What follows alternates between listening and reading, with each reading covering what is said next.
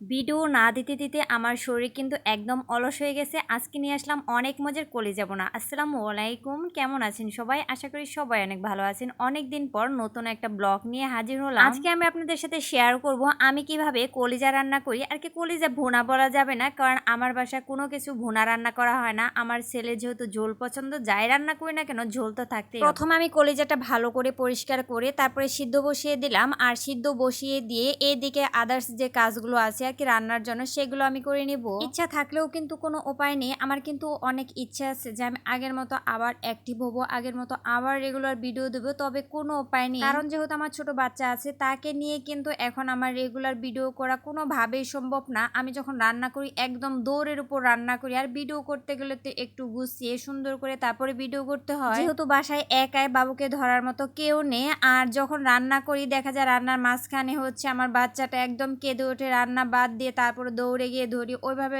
Video করা যায় বলে? আর বর্তমানে রাত দিন কিভাবে যাচ্ছে আমি কিন্তু কিছুই বুঝতে পারছি না। আর আমার কাজেরও কোনো রুটিন নেই আর কি। রান্না কখন করি, সকালে দুপুরে রাতে, যখন একটু সুযোগ পাই তখনই রান্না করি। দেখা যায় অনেক সময় রান্নার জন্য খেতেও পারি না, মানে রান্না করতে পারি না, একা একা বাবু ঘুমায় নেয়, কেমনে রান্না করব, এই জন্য কিন্তু খাওয়াটাও দেরি হয়ে যায়। সকালে রান্না, দুপুরে রান্না, রাতে, এভাবে চলছে আমার। আর যাই হোক, যাদের ছোট বাচ্চা আছে সবারই কিন্তু এই সমস্যাটা হয়। এদিকে কিন্তু আমার কলিজাটা সুন্দরভাবে সিদ্ধ হয়ে গেছে। এখন এই তো কলিজার উপরে যে পাতলা যে আবরণটা আছে আমি এটা কিন্তু সুন্দরভাবে ছাড়িয়ে নিলাম। কলিজা কিন্তু এমনিতে অনেক শক্ত, আর ওই আবরণটা সহ রান্না করলে কিন্তু কলিজাটা আরো অনেক শক্ত থাকে, কলিজার ভিতরে কিছুই ঢোকে না। আর এখন আমি কলিজাগুলো সুন্দর করে ছোট ছোট পিস করে কেটে নিব। আমি কিন্তু কলিজাটা একদম পিচ্চি পিচ্চি করে নিয়ে একটু মিডিয়াম সাইজ করে কেটে নিলাম। আর এই কলিজা কিন্তু আমার হাজবেন্ড, আমার ছেলের অনেক পছন্দ। আমার এক সময় কলিজাটা একদম পছন্দ ছিল না, যেহেতু আমার রান্না করতে হয়, এখন কিন্তু অলরেডি পছন্দ হয়ে গেছে। আমি কিন্তু কলিজাটা সুন্দর করে পরিষ্কার করে ধুয়ে তারপরে হচ্ছে আমি সিদ্ধ বসিয়েছিলাম। তারপরে সিদ্ধ করার পর